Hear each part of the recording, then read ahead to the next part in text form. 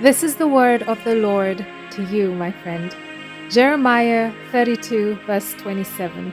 Behold, I am the Lord, the God of all flesh. Is there anything too difficult for me? Is there anything at all that is too difficult for me?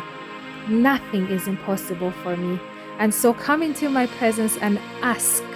Ask big, ask extravagant, because you can never wear me out. You can never dry me up. I am the Lord, the God of all flesh. There is nothing impossible for me.